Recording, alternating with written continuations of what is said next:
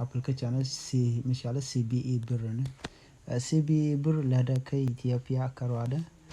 mi jiram kel matere wiga Gambella ki te ki Ethiopia ki wajah titana kai jiram nuar magor dong da use de jinyos na me ki gor de yang CBE birr application malat ka Android ka lada ka iPhone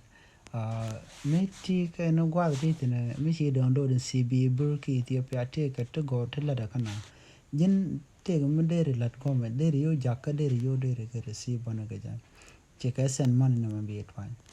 send money mala yo biyo be ka jak gome te phone number te miti ka phone number bi shola te ga duna jana la bi telephone bi shola abishan shoban ka yoren konta gore jang ken mete ga dollar sanya gwa yone we dan de yo trin dere jak gome te pinteten alla pin du jin ramadan en kunga ko la jakano buga chu tiang ka la de chaka le jaman der je lo kwa na mun do yan goma te buy time te tin buy time goma lo shiga mobile na men tama an mobile don mu goro ja de chu tware dino me mobile ara den de twain ka da goma de telephone goro bala re de chu la re mu gore ja sejan so ko gor ko ni de jang na ka ko mobile yo sam be chu jan yu ne jaman gom bu ben ka yurun ko na je shola amona money tin gori deri ka deri kokoja nyen chal baya tama la mugoro koko kat mugor ni ga 25 ki general dh ki jandi ki kor goma ki kudan di ko teka man gori yotun gor de kokat ki kad yonde gormo na me kel mangwa jan ba goma tere wan chike quick pay duno chan ben ngam chalel pay bill o jina met chikwana ka dor dong la yu la ka European ki la pu la ka European ne me wete supply godan Europe pu yugen pinten gomani godan Europe ka Europe yugo pinten big do shoga kel to bimen gore beje goma to kon ke telecommunication like dong de gore deri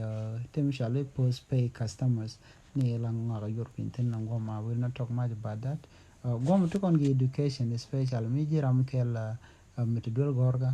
deri yoro deri kai yor penyeno no bana goma to kon entertainment dong go no DSTV ki RP sport ki Ethiopia sport betting dong yo to kon go de la rejabo cha to de banan go de man gore ki man gor deri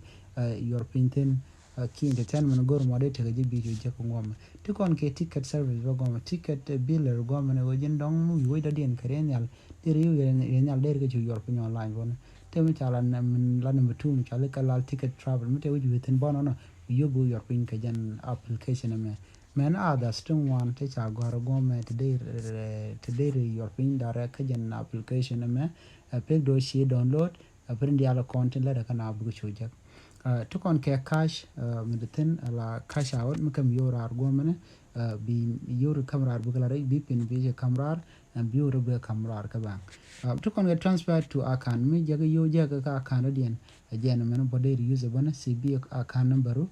ka jen yoko ka jen pin dan la dundo cha thok ti kan dia jen let application me let kon ka dor no there and they should download mo gore ja shall CB birr meti Gambella bi so gore bi use ke tiki Addis Ababa ken go ti no be should lo no bi ateka mal